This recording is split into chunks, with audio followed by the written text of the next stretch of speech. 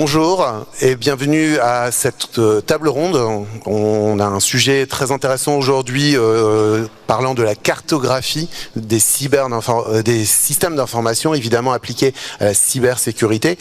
Sujet intéressant, sujet complexe également sur lequel beaucoup de questions peuvent se poser. L'intérêt aujourd'hui, ce qu'on va faire, c'est vraiment déjà commencer à discuter un petit peu des cartographies, ce que c'est, définir peut-être un certain nombre de notions, les objectifs, et puis illustrer. On verra avec nos trois intervenants qui vont pouvoir remonter de retour d'expérience sur ce sujet. Donc, je suis Tristan Saval pour ma part, je vais animer cette table ronde. Avec moi, lieutenant-colonel William Nantier, donc de l'armée de l'air, reste maintenant au centre de défense, de commandement cyberdéfense, et correspondant coordinateur cyber et RSSI donc pour l'armée de l'air, qui va pouvoir nous présenter une démarche et parler de sa démarche de cybersécurité, de cartographie appliquée au métier en vision des missions de l'armée de l'air. Hugo Neomorny donc représentera son rôle de DSI. DSI dans des structures, dans des organisations notamment autour de l'industrie, des systèmes industriels, des systèmes ERP, autour du transport, de l'énergie et également de l'industrie manufacturière, pourra nous montrer la dimension OT, la dimension système industriel, la dimension SI. Et enfin Clément Perrault, donc de EY, manager cybersécurité, senior manager cybersécurité, pourra appliquer cette vision plutôt au niveau des processus opérationnel, du courant, du quotidien de la cybersécurité dans des organisations. Pour commencer, mon colonel, je vous passe la main pour parler de votre démarche quelque part. Quels sont les objectifs que vous étiez donnés dans votre démarche de cartographie des systèmes d'information d'intérêt cyber et quels sont justement pourquoi, comment vous avez démarré ce projet et ce que vous avez mis dedans. Merci. Bonjour à tous. Déjà une petite correction, c'est armée de l'air et de l'espace maintenant. Oui. Oui, alors, déjà, cartographie d'un système d'information, qu'est-ce que notre système d'information au sein de l'armée de l'air et de l'espace? Déjà, c'est très rapidement, c'est principalement constitué de systèmes d'information industriels, des avions de chasse, transport, des radars, des drones, mais aussi des systèmes d'infrastructure. Nous avons un parc qui est extrêmement hétérogène, c'est-à-dire qu'avec une durée de vie de certains systèmes de plus de 40 ans pour certains, des technologies très variées, divers. On a des réseaux supports qui sont extrêmement variés. Évidemment, on a de l'IP, mais on a aussi du X25. On a des choses assez anciennes parce que le temps que la technologie arrive sur ces systèmes-là, évidemment, on a un parc très varié. Et je pense que si on arrive à cartographier le SI de l'armée de l'air et de l'espace, je pense qu'on devrait pouvoir cartographier à peu près tous les systèmes d'information. Alors déjà le rôle d'OSSI central que j'ai occupé pendant 4 ans là, donc effectivement maintenant depuis 10 jours je suis au commandement de la cyberdéfense et donc là je viens vous témoigner de cette expérience au sein de l'armée de l'air et de l'espace. Donc j'étais OSSI central et pour résumer en une seule phrase le rôle d'un OSSI central, c'est d'établir et de réduire le risque cyber, enfin le risque d'origine cyber porté par la mission de l'armée de l'air et de l'espace. Et pour ça, on a une démarche qui est très connue au sein des établissements publics, qui est la démarche d'homologation. Et la démarche d'homologation, elle permet, pour un système d'information donné, de faire une analyse de risque et puis de pouvoir identifier les risques résiduels avec un plan d'action qui va derrière, ainsi de suite. Et ça, on le fait sur tous les systèmes d'information par ordre de priorité, en commençant par les systèmes d'information métiers. Et pour suivre ce niveau d'analyse de risque, on avait notre ami Excel, qui a un tableau Excel avec une ligne par système d'information, et pour moi ça paraissait pas suffisant. À cette époque-là, on a eu aussi l'apparition de la méthode EBIOS Risk Manager. Alors je tiens à souligner que je fais partie du club EBIOS, raison pour laquelle aussi je témoigne devant vous aujourd'hui, et qui est à l'origine, en travaillant avec l'ANSSI, de cette méthode EBIOS Risk Manager. Et cette méthode EBIOS Risk Manager, elle a, dans ses premiers ateliers, un travail de recensement des différents objets. Donc, des objets qu'on imagine être dans la cartographie. Après quelques expérimentations de cette méthode, je me suis rendu compte qu'on se posait souvent les mêmes questions. D'où l'intérêt d'avoir un outil ou une cartographie qui permet de capitaliser toutes ces questions qu'on se pose sur les assets qui composent notre écosystème. Avec tous ces recensements, ça m'a fait penser à une autre carte qu'on connaît, celle des villes, qu'on appelle souvent un cadastre d'ailleurs. Je dis effectivement ça ressemble un peu à ça en fait. Un cadastre, on a des routes, on a des parcelles, on a des quartiers, on a des zones fonctionnelles, on a des zones de risque, inondables, Céveso et compagnie. Je dis, en fait, si je me mets à la place du maire et je veux faire une analyse de risque, finalement, ici, c'est ni plus ni moins qu'une nouvelle parcelle qu'on met dedans. Et l'idée, c'était plutôt d'appliquer la méthode EBIOS Risk Manager, non pas pour chaque parcelle, mais pour l'ensemble. Donc, je suis parti sur cette idée-là. Voilà. Et donc, l'idée, c'était de faire une cartographie qui répondait à cet objectif, capitaliser, factoriser, pour les analyses de risque. Mais en parallèle, j'avais aussi un besoin de réagir en cas de crise cyber. C'est-à-dire que quand on fait des analyses de risque, en fait, on se projette sur des scénarios de crise. Donc en théorie, quand on a une crise, on a tous les éléments issus des analyses de risque pour répondre à cette crise.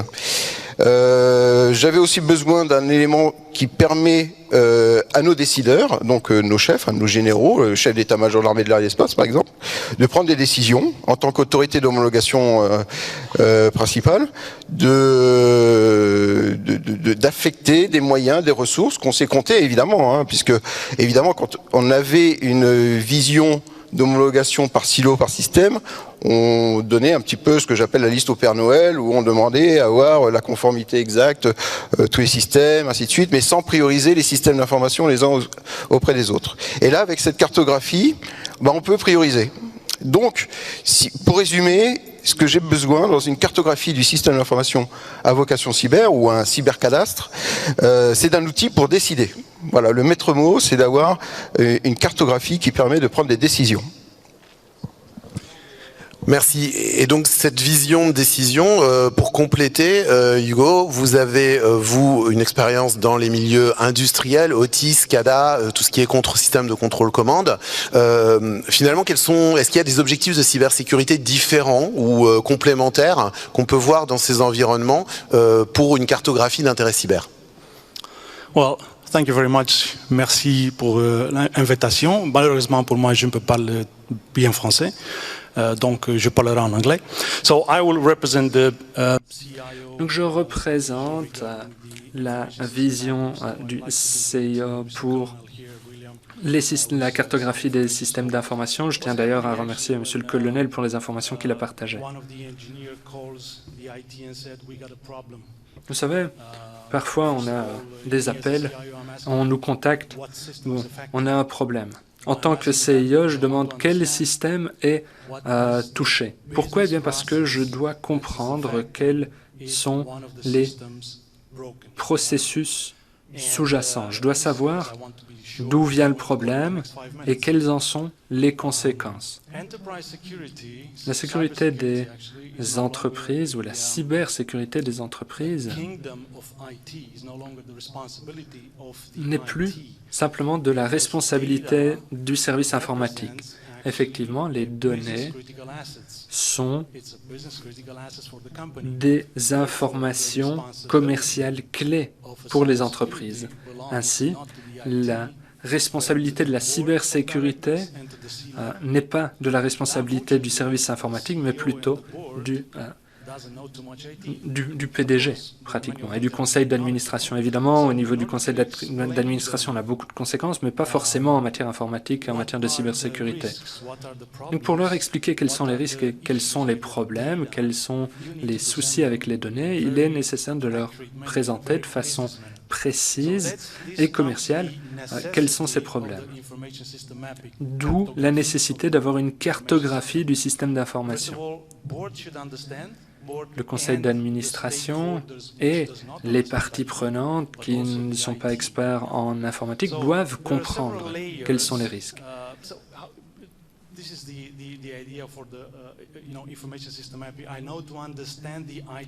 L'idée est de comprendre l'informatique et les différents systèmes qui sous-tendent l'entreprise. Évidemment, il existe plusieurs couches. Vous connaissez le concept d'architecture d'entreprise. Il y a différentes couches, y compris la couche informatique, la couche de données, la couche applicative. Je veux savoir comment les données sont diffusées dans les différents systèmes informatiques, comment elles sont utilisées. Je veux connaître les taxonomies des données. Et puis, il y a évidemment la couche réseau, couche infrastructure, serveur, etc.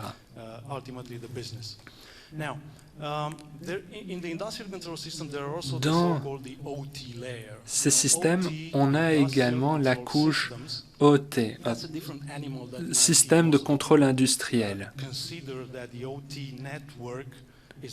Cette couche réseau OT, elle est différente de la couche informatique.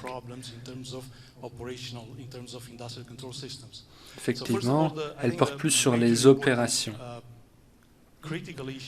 Un des points critiques dans ces opérations, c'est qu'il est difficile d'avoir un inventaire clé des actifs que nous sommes censés protéger. Comme William l'a dit, nous avons besoin d'un inventaire, de faire l'inventaire de nos actifs. Dans l'OT, on ne peut pas toujours le faire.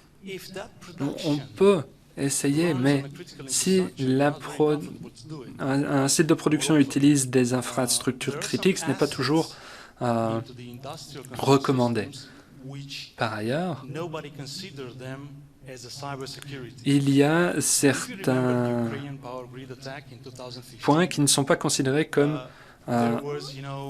dangereux, ou on considère qu'ils ne méritent pas d'être protégés. Bon, évidemment, vous avez entendu parler de cette cyberattaque sur le réseau électrique ukrainien, et ils ont en fait hacké les convertisseurs qui ne sont pas du tout protégés et qui permettent aux opérateurs de contrôler à distance les sous-stations. Qui, parmi vous, travaillent dans la cybersécurité, ont considéré ces petits dispositifs comme vitaux. Il faut bien se dire que dans l'OT, on a beaucoup de dispositifs pratiquement sans aucune sécurité. Il faut les gérer, mais ils ne sont pas repris dans un inventaire. Par contre, ils devraient être repris dans la cartographie du système d'information. C'est à ça que je voulais en venir. Je voulais également vous parler de la ségrégation du service OT par rapport au service IT, informatique. Par le passé, on n'avait pas de problème entre IT et OT puisque ces systèmes étaient déconnectés. Évidemment, à partir du moment où on veut extraire des données de la production, il faut jeter des ponts entre OT et IT, informatique. Ça a été une mauvaise idée, maintenant tout le monde en parle. Norsk Hydro, vous connaissez peut-être cela, c'était en mars 2019, un géant de l'aluminium.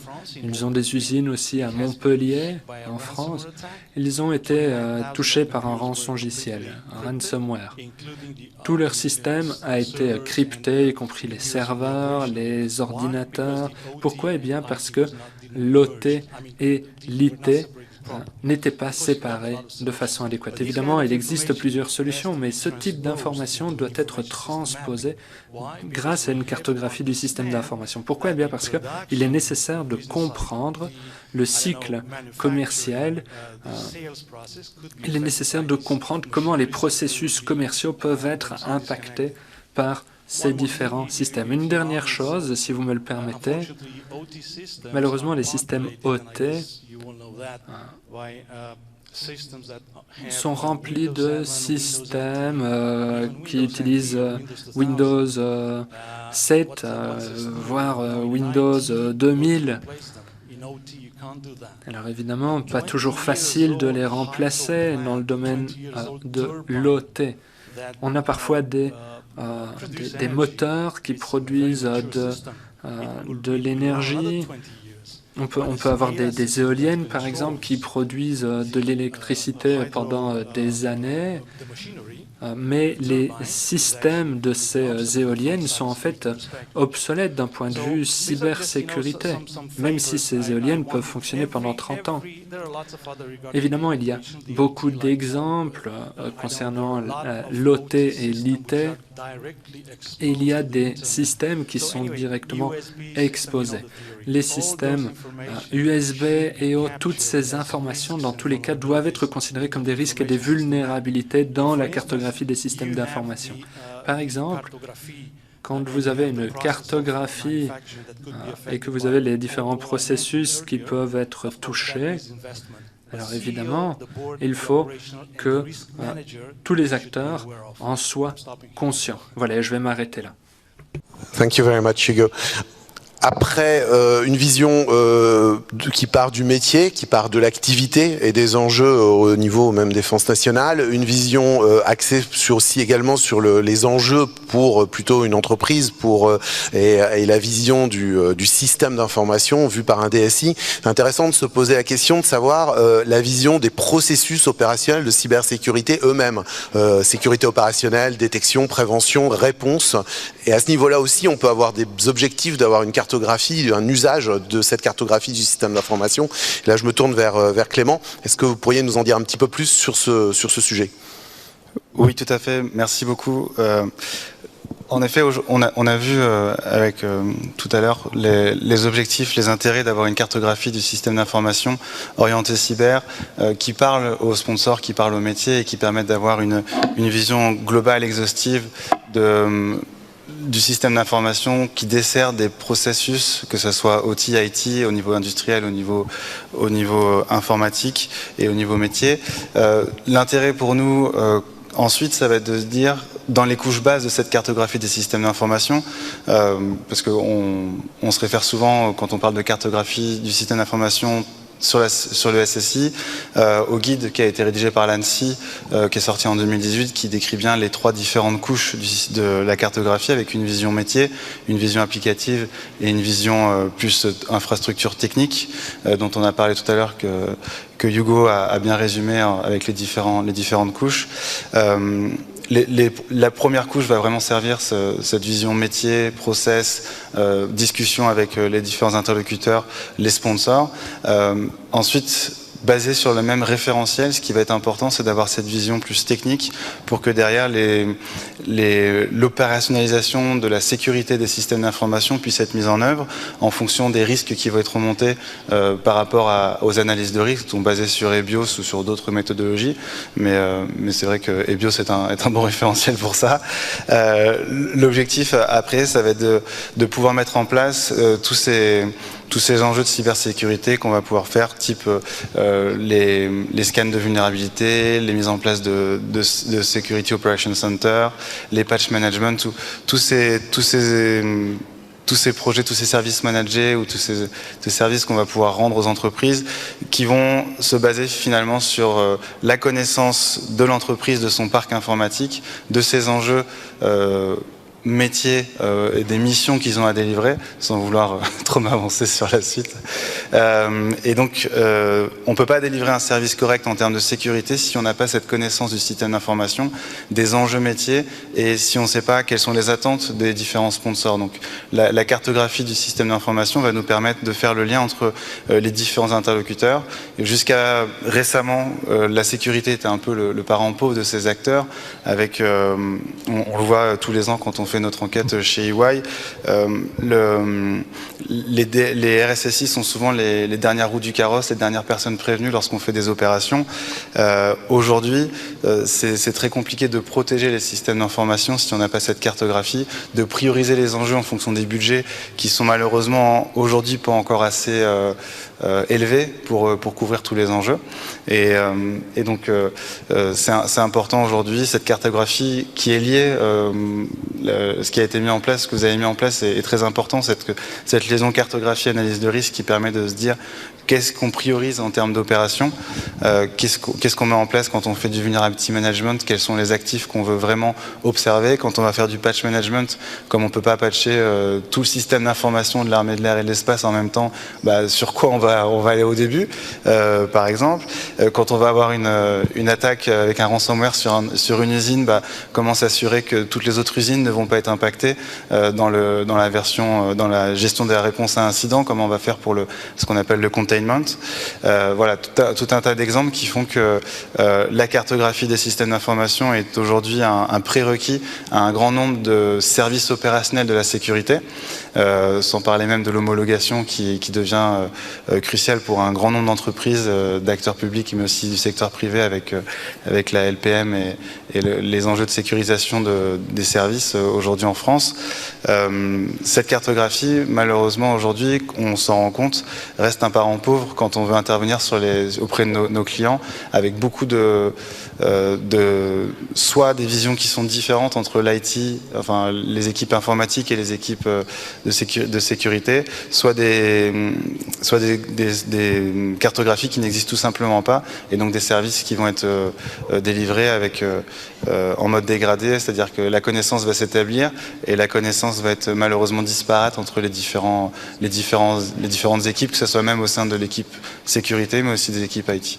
Donc voilà, la cartographie des systèmes d'information, c'est vraiment un enjeu très important si on veut délivrer correctement des services. Merci. C'est très intéressant de voir que depuis une démarche finalement très générale, très métier, jusqu'au processus opérationnel, au quotidien, jour par jour, des experts de cybersécurité, que cette cartographie est absolument indispensable et que sans, on n'est pas bien armé pour connaître les menaces, pour comprendre ce qui se passe, pour intervenir au bon niveau. Et finalement, c'est dit à 3 niveaux différents dans cette table ronde, ce qui est, voilà, c'est pas surprenant, mais c'est très intéressant de le constater. Si on va un petit peu plus dans l'exemple, justement, j'aimerais savoir un petit peu plus, mon colonel, sur cette démarche cybercadastre que vous avez menée, savoir un petit peu plus, peut-être illustrer ce que vous avez fait, et puis les premiers bénéfices que vous avez pu en tirer. D'accord. Alors, je vous propose de visionner un modèle de cybercadastre qu'on a mis en œuvre, une modélisation qu'on essaye d'éprouver. Alors, aujourd'hui, on est au stade de proof of concept, mais pour l'instant, le concept, il tient plutôt la route.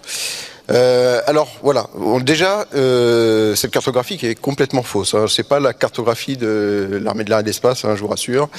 Déjà c'est un graphe de dépendance qui part de la gauche vers la droite et qui commence par la première case qui est la mission. Voilà, notre valeur métier qu'on cherche à protéger, c'est la mission de l'armée de l'air et de l'espace. Alors, c'est peut-être un peu militaire, mais finalement, on retrouve ça dans toutes les entreprises, dans toutes les organisations. C'est leur raison d'être, finalement. Ces missions, on va les décliner en un certain nombre d'activités. C'est-à-dire que la mission, on va dire que ce sont les objectifs d'état-major, les objectifs à atteindre, et puis les activités, c'est comment on les atteint. Par exemple, pour assurer la dissuasion nucléaire, j'ai besoin d'un avion et d'une bombe nucléaire. Okay. Et donc, il faut que je fasse voler les avions, il faut que je répare les bombes, et ainsi de suite. Tout ça, ce sont des activités. Ensuite, on arrive sur une colonne où là, il y a quelques photos, des avions, hélicoptères, des radars, d'autres systèmes air-sol. On peut aussi avoir des infrastructures, des centres, des bases aériennes. Et ça, effectivement, on voit, et là, c'est pour ça que c'est en bleu, ce sont des objets qui vont nous être fournis, décrits par les métiers, qu'on appelle, nous, l'emploi. Et ensuite, ces systèmes-là, ils ont une adhérence avec la colonne la plus grande, ce sont les systèmes d'information. Généralement, le Rafale, il a le système d'information du Rafale, mais il a aussi des systèmes d'information de préparation de mission, des systèmes de maintenance. Et tous ces systèmes d'information-là, finalement, leur raison d'être, c'est aussi de traiter de l'information. Donc, quelque part, il faut qu'on modélise les flux de données, les flux d'information. Donc ça, c'est et ça, cette partie-là, elle est, d'une part, vous avez des flux métiers, puis des flux qui sont plus de fonctionnement propre au système d'information. Vous avez les réseaux supports, puisque ces systèmes-là, ils doivent être véhiculés, hein, évidemment. Donc vous avez l'Internet, mais comme je l'ai dit tout à l'heure, on a des réseaux supports extrêmement variés dans le domaine spatial, dans le domaine radio et autres. Et puis pour terminer, et ça c'est très important, et c'est peut-être la méthode des BIOS Risk Manager qui nous a mis un petit peu le focus dessus, c'est bien de prendre en compte les parties prenantes. Et là, dans les parties prenantes, globalement, c'est toutes les entreprises. Là, j'ai mis quelques logos d'entreprises qui travaillent avec nous, avec le ministère des Armées, mais aussi un opérateur interne, la DIRESI. Et aussi, ce qui nous intéresse fortement, c'est quelques drapeaux. Donc, effectivement, là, j'ai mis la France, les États-Unis, l'OTAN, parce qu'on a aussi des questions de souveraineté à traiter en termes de cybersécurité et de dépendance et de résilience d'un point de vue cyber. Et cette cartographie-là, globalement, j'appelle ça donc effectivement un cybercadastre, parce que c'est assez grosse maille, ça permet à un décideur, déjà il a toute la partie gauche qu'il est censé comprendre, puisque globalement il a la mission qu'il décide, les activités qui permettent de l'opérer, et les systèmes d'armes qui permettent aussi de mettre en œuvre la mission. Et puis derrière, effectivement, on a des objets qui sont assez compréhensibles sur toutes les parties prenantes et les réseaux supports, puisque globalement on a Internet, voilà, on a des réseaux internes, hein, évidemment, métiers. Et c'est une cartographie de risques. Pourquoi ? Parce que pour faire les risques, on a besoin d'un côté de la criticité. Et donc c'est un produit, hein, criticité et probabilité qu'un événement ou une crise arrive. Donc la criticité elle nous est donnée par les assets qui sont en bleu. Donc la mission, les systèmes d'armes. On voit qu'il y a des flèches qui représentent des dépendances et qui, par leur couleur, permettent de donner un niveau de dépendance. Donc ça influe directement sur le niveau de criticité. Et puis la probabilité que l'incident arrive, ça va plutôt être dans les analyses de risque qu'on va faire dans le cadre des homologations notamment, ou d'enquêtes, hein, voilà, pour avoir, comme c'est prévu dans la méthode des BIOS Risk Manager, par exemple, avoir le niveau de confiance et le niveau de maturité cyber de telle ou telle partie prenante. Voilà. Alors, je vous propose, c'est de voir aussi une autre représentation de cette cartographie. Alors déjà, là, on zoome. C'est une sorte de zoom vectoriel sur un objet. Alors je prends notre objet phare, le Rafale, mais j'aurais très bien pu zoomer sur n'importe quel objet, hein, une partie prenante ou un système d'information ou une activité. On peut faire un certain nombre de choses dans les deux sens en fait sur ce type de graphe. Et là, dans ce graphe-là, on a mis des notes. Voilà, on a mis des notes sur un certain nombre d'objets qui sont dans le cyberespace. Les systèmes d'information, les réseaux supports et les parties prenantes. Donc les parties prenantes, c'est le métrique qu'on a dans la méthode des BIOS Risk Manager, par exemple. Voilà. Pour un système d'information, ça peut être aussi le résultat à la suite d'une commission d'homologation. Ok, bon, on accepte le risque, mais il est quand même élevé, donc voilà, vous êtes à 70% ou 80%, et ainsi de suite. Et puis pour les réseaux supports, ben voilà, on va prendre en compte l'exposition. Par exemple, une liaison spatiale, elle est quand même exposée, quoi. L'internet, alors le niveau aussi qu'on peut avoir de confiance sur l'internet ou toutes ces choses-là. Bon, là pour l'instant c'est une note qui est purement déclarée. Ce que j'ai mis en place aussi, c'est un système de vieillissement de cette note. Pourquoi? Parce que, je sais pas vous, mais si vous essayez de repasser le bac aujourd'hui, je pense que vous n'auriez pas la même note. Là, c'est pareil. C'est que si vous avez une très bonne note, mais qu'il y a 25 ans, c'est pas bon. Donc je la fais vieillir naturellement pour obliger aussi certains acteurs qui interviennent dans la sécurité de remettre au goût du jour. De toute façon, le principe d'homologation est itératif. Et donc on revient toujours à reposer des questions et ainsi de suite. Et normalement, cette note-là, elle doit être stabilisée à un niveau et, si possible, augmentée, quoi. Et puis ça c'est la deuxième note qu'on voit, et la troisième note globalement c'est celle qui est héritée de toutes les dépendances qu'on a. Alors là l'algorithme est extrêmement simple puisque c'est la plus basse des notes entre la note vieillie de l'objet et des notes héritées. Voilà. Donc là par exemple on a le Rafale qui a 15, parce que lui il n'a pas de notation cyber intrinsèque, c'est pas un objet cyber. En revanche, l'ensemble des actions et des assets qui vont être connectés à lui vont lui donner cette note-là. Par exemple, là, on voit que ça vient du SI Rafale, qui vient de la liaison 16, qui vient du CEC L16. Voilà. Bon. Ça permet de faire un chemin et de donner des éléments d'appréciation aux décideurs pour dire, voilà, vous avez quand même un élément qui est important dans votre chaîne, qui présente des vulnérabilités cyber sur l'élément finalement qui n'est pas dans l'environnement immédiat de votre aéronef, mais qui peut se retrouver finalement, ça peut être chez une partie prenante ou ailleurs, et ainsi de suite. Donc ça, c'est tout l'intérêt de cette cartographie. Alors, la mise en application de cette cartographie a déjà présenté des premiers résultats. Déjà, on voit que partant de la mission, on ne va pas se focaliser que sur les SI métiers. Nous, par exemple, on a vu qu'on avait des systèmes incendie qui pouvaient présenter des risques de diversion. Voilà. C'est-à-dire qu'on fait sonner une alerte incendie, et ben là, que fait l'opérateur? Et là, on va tout de suite se poser des questions en termes de plan de continuité d'activité, de reprise d'activité, et ainsi de suite. On voit aussi on peut avoir des nœuds. Voilà, par exemple, là j'ai la Dirizy, c'est notre opérateur, donc forcément il est très présent. Mais quand on fait l'homologation d'un système, c'est-à-dire par silo, on voit que il y a le MCS qui est assuré, que tout le monde est derrière. Puis si on regarde tous les systèmes et qu'on voit que derrière on a toujours la même personne, on se crée une dépendance absolue sur cette personne ou sur cette partie prenante. Donc là, ça peut être aussi une manière d'expliquer au chef que si on veut avoir une résilience au juste niveau, il faut peut-être qu'on diversifie les parties prenantes qui interviennent, parce que si jamais il y en a un qui arrive avec une clé USB vérolée, et en fait on a tous nos systèmes qui peuvent tomber. Voilà. Alors que d'un point de vue homologation par système, cela n'apparaît pas.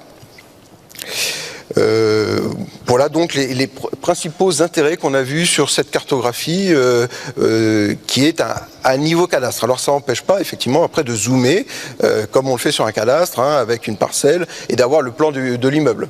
Mais ça après c'est plus la partie opérationnelle de l'IT. Merci. Vous avez tous parlé à un moment donné de parties prenantes, de décideurs, de métiers, d'opérationnels, et donc de différentes populations. Alors, dans une démarche d'homologation, tout ça a la chance d'être assez normé et d'être rendu obligatoire au final, et donc un exercice imposé qui va amener des informations, mais plus globalement, et si on n'a pas de démarche d'homologation, notamment des organismes privés, quels sont les bons acteurs, les bonnes personnes à mettre autour de la table pour travailler, qui doit porter, qui doit être le décideur, qui doit porter ces démarches justement? Hugo, quel est votre avis sur cette question? Thank you very much. Merci beaucoup. Tout d'abord, si on reprend la vision de Monsieur le colonel, évidemment c'est fabuleux. Imaginons si on a un cybercriminel qui obtient ces informations, c'est-à-dire qu'il a les clés pour toutes les portes de la maison. Non, je plaisante évidemment, mais avant la réunion, William nous a montré son travail, je devais le divulguer ça, et je dois admettre que je n'ai jamais vu une si belle cartographie d'architecture d'entreprise, si je puis dire, ou de système d'information dans ce cas-ci. C'est un travail épatant. Et je lui ai posé la question, est-ce que vous connaissez d'autres entreprises qui effectuent de telles cartographies? Bon, ça, c'est la question que je devrais vous poser à vous. En fait, j'aurais aimé avoir, il y a quelques années, quand j'ai travaillé pour un grand fournisseur d'énergie roumain, on avait plusieurs usines à travers le pays, une telle carte. J'aurais aimé avoir une telle carte.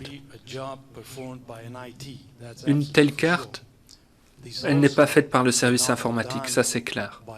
Elle ne peut pas être créée par un risk manager, par un responsable des risques seul. Non, c'est un travail complexe, collectif, continu. Un tel projet doit être mené avec l'appui de la direction. Pourquoi? Parce qu'un tel projet reprend des informations sensibles, clés. Pour mettre en place une telle cartographie, une telle carte, il est nécessaire de mettre en place une équipe avec peut-être le DSI, le responsable des risques, avec l'appui du conseil d'administration. Dans tous les cas, il faut inclure toutes les parties prenantes. Pourquoi? Parce qu'il n'y a pas un service qui connaît toutes les informations et tous les processus de tous les départements, que ce soit le département commercial, finance, etc. Donc on a besoin de personnes clés de chaque service ou de chaque unité commerciale clé.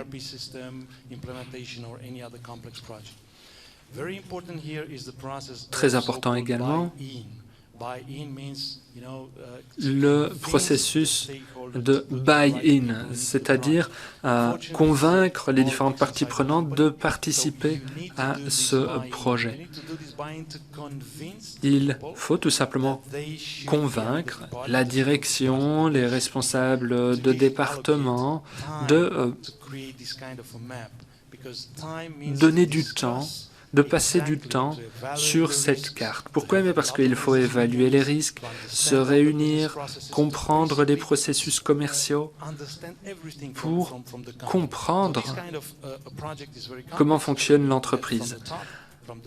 Comme je le disais, un projet comme cela est très complexe, doit être dirigé depuis le plus haut niveau de l'entreprise et la responsabilité d'un tel projet doit être au niveau du responsable des risques ou du DSI.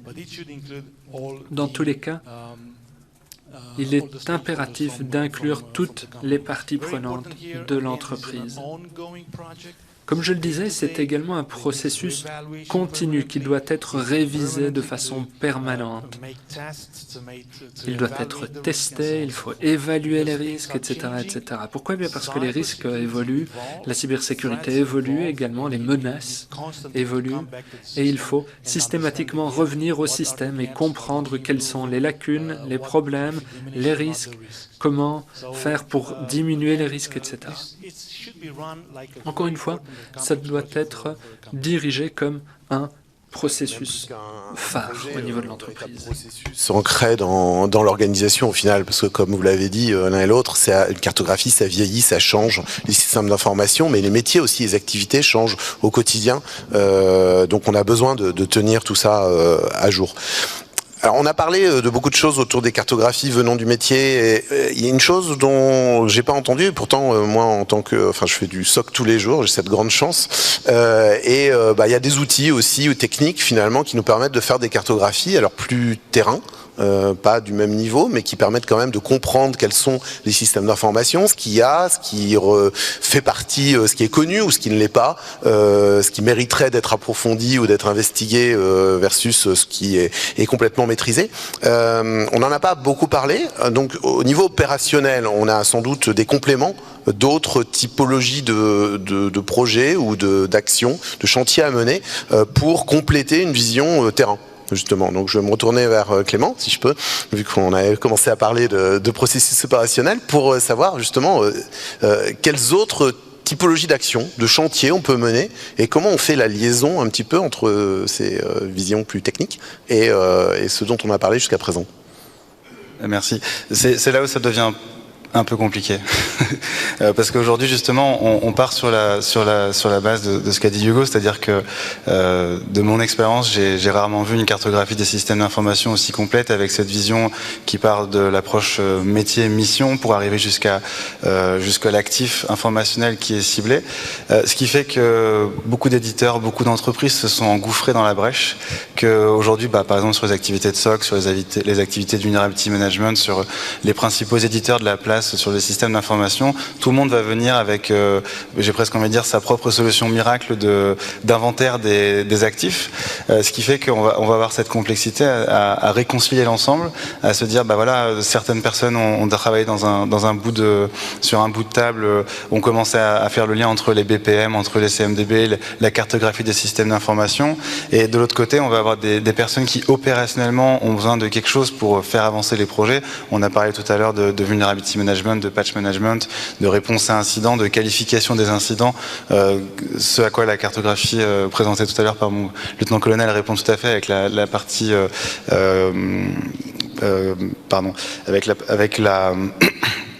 avec le niveau de risque par actif. Là aujourd'hui, on va se retrouver avec ce besoin, et c'est ce à quoi répond la cartographie des systèmes d'information et l'implication de l'ensemble des acteurs qui a été mentionné, et le fait qu'il y a un sponsor fort qui porte ce sujet au sein de l'ensemble de la structure, qui est qu'il faut réussir à réconcilier et avoir un référentiel principal.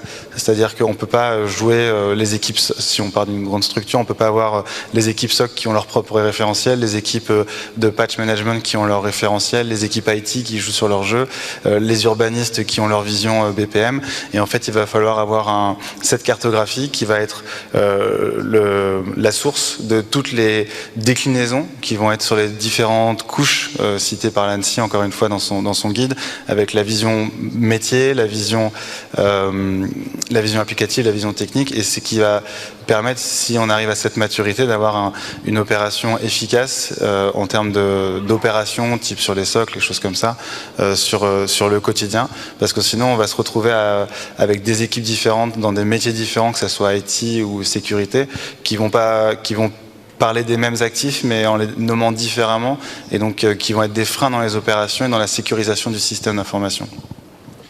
Et est-ce que, pour compléter un peu cette vision, est-ce que même une partie d'un SOC, par exemple, peut être de remonter des assets non connus ou finalement vient enrichir la cartographie, alors au niveau des derniers éléments que vous nous présentiez, mon colonel, mais néanmoins permettre de remonter la chaîne et d'arriver à cette vision risque, probabilité, impact dont on a parlé. Oui, tout à fait. Les outils, c'est pas que des mauvaises choses d'avoir des cartographies qui sont intégrées dans tous ces outils-là. Ça permet par exemple de faire remonter tout ce qui est Shadow IT, et donc de permettre d'identifier des actifs qui sont non identifiés ou dont la connaissance a été perdue au fur et à mesure du temps, ou qui ont été mis en dehors du périmètre pour X raisons, et en tout cas ça permet de confronter les visions, approche métier, approche technique, comme ça permet aussi de s'assurer que tous les actifs qui sont identifiés sont bien utilisés au quotidien pour potentiellement décommissionner des systèmes si besoin, etc. Donc effectivement, il y a quand même des avantages avec toutes ces solutions-là, c'est que ça permet de remonter des choses qui auraient pu être ratées lors des différents process, et donc ça permet d'avoir la double vérification. On parle souvent d'approche top-down et bottom-up, ça permet tout à fait ça. Et puis ça permet sans doute aussi un peu d'unir dans une démarche globale un peu toutes les populations qui, comme tout le monde l'a dit, n'ont pas les mêmes objectifs, n'ont pas les mêmes attendus vis-à-vis de ces informations. Très bien, donc il nous reste un peu plus de 10 minutes, donc on a parlé de beaucoup de choses, c'est un chantier important, je pense c'est un chantier qui mérite d'être outillé aussi, qui doit être pris dans le bon sens. Finalement, la démarche est riche, elle est utile, elle est complexe. Quels conseils on pourrait finalement commencer à se dire, si imaginons je veux démarrer un projet comme ça, quels seraient vos conseils? Et une question complémentaire, puisque tout le monde a été vraiment ébahi devant, enfin vraiment intéressé par votre travail. Je ne sais pas si on peut acheter votre outil, mais et peut-être un démarrage aussi par ce biais. Alors si vous voulez faire votre cybercadastre avec des macros Excel, libre à vous. Hein. Bon. Je le ferai pas, c'est un proof of concept. Mais oui, aujourd'hui, on réfléchit à une solution plus industrielle, hein, effectivement. Déjà, on voit qu'on a un certain nombre d'outils qui arrivent, qui vont arriver dans les forces armées, qui permettent de faire de la gestion de risque, enfin des analyses de risque, hein, qui sont labellisés par l'ANSSI avec la méthode EBIOS Risk Manager. On étudie aussi des outils qui permettent de faire de la gestion de crise. On a des outils qui permettent de la gestion des vulnérabilités, des outils qui permettent de faire de la gouvernance des SIC. Bon, on voit bien que là, il va falloir que tout le monde se parle. Donc là, on est en train d'étudier. On a même des sujets de stage là-dessus. Voilà, on fait travailler des étudiants pour dire, bah voilà, on a tout un écosystème. Quelle est finalement l'une des solutions? Est-ce qu'il faut que chacun garde son outil? Comment on fait discuter tous ces outils? Comment on urbanise les données, hein, on modélise tout ça, parce que des fois d'un système à l'autre on n'a pas les mêmes champs, et ainsi de suite. Sachant que derrière, ce que je regarde beaucoup, c'est le coût RH pour saisir tous ces outils et mettre à jour les bases de données de manière à ce qu'elles soient cohérentes les unes par rapport aux autres. Et donc, si j'avais un conseil à donner, c'est il faut monter, si vous voulez un cadastre, il faut monter un service d'urbanisme. En fait, dans votre organisme, il faut que vous ayez un service qui sache collecter et qui ait l'organisation qui permette d'enrôler les systèmes d'information, mais pas que, puisqu'on a aussi les parties prenantes, les activités, ainsi de suite. Et puis, une petite dose de contrôle aussi, c'est bien de temps en temps pour vérifier toute la cohérence de cette cartographie. Voilà. Quelques autres conseils, Hugo, Clément, Hugo? Well, first of all, merci. Vous avez vu que cette cartographie excellente a été faite sur Excel. Donc, il ne faut pas des outils chers, mais il faut du temps et de l'huile de coude. Alors, on va numériser le monde. On avance très vite vers le digital. Tout est digital.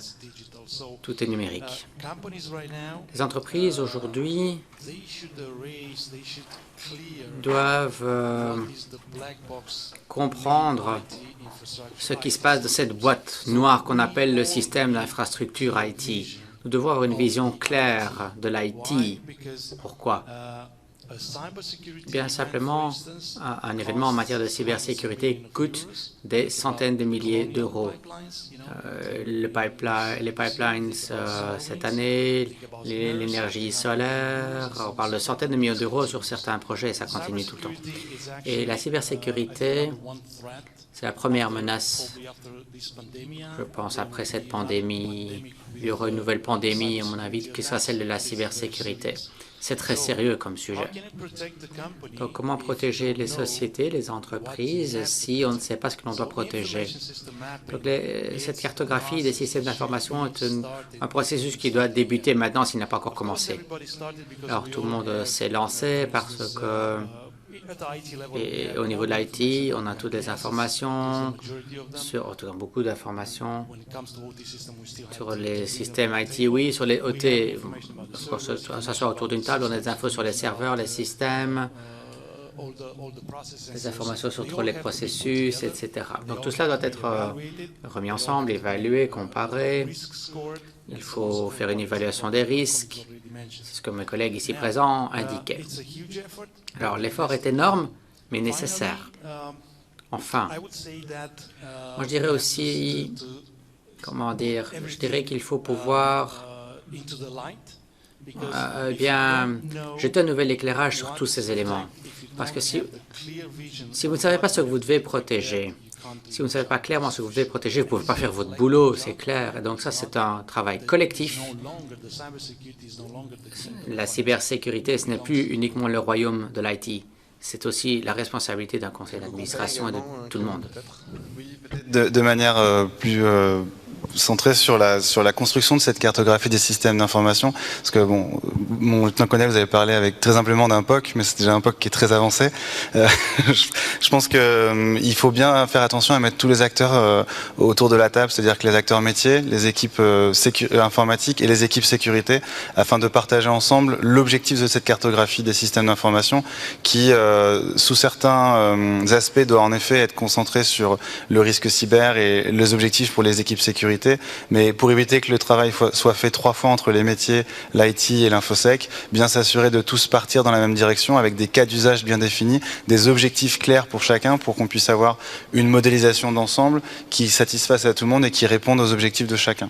Et pour ça, évidemment, c'est à la mode, mais c'est comme ça, c'est y aller de manière itérative, pas être trop ambitieux du premier coup, mais bien tester sur un premier cas d'usage et puis vérifier si le modèle tient la route et s'il permet d'être étendu à l'ensemble des objectifs et des cas d'usage qui ont été fixés entre l'ensemble des parties prenantes. Oui, j'ai oublié un truc, si vous le permettez. Alors, en préparant ce panel, j'ai trouvé de très bonnes informations sur l'ANSSI, au niveau du site de l'ANSSI, et le colonel a parlé de manager EPO. Et ça, c'est brillant comme cadre de travail.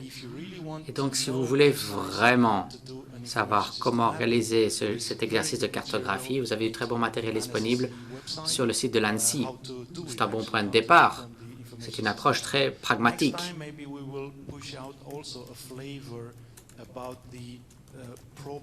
Et la prochaine fois, je pense qu'on pourra aussi parler des problèmes liés aux développeurs. Ça, c'est pour l'avenir. Vous savez, malheureusement, les développeurs ne connaissent pas très bien les cyber-risques. Et vous avez des développeurs en interne qui travaillent sur des logiciels internes et eux pourraient générer pas mal de risques. Maintenant, c'est le sujet pour une autre table ronde, bien sûr. Merci de votre attention. Bien sûr, le sujet est même beaucoup plus vaste que ça encore. On pourrait rester des heures en fait sur ce sujet fondamentalement important. On n'a pas parlé des environnements spécifiques, du cloud pour ceux qui l'utilisent, etc., etc. Donc, il a fallu choisir les sujets. Donc, il a fallu se focaliser sur un certain nombre de points. Néanmoins, le sujet est vaste. On arrive sur la fin du coup de cette table ronde. Moi, je retiens beaucoup de choses finalement.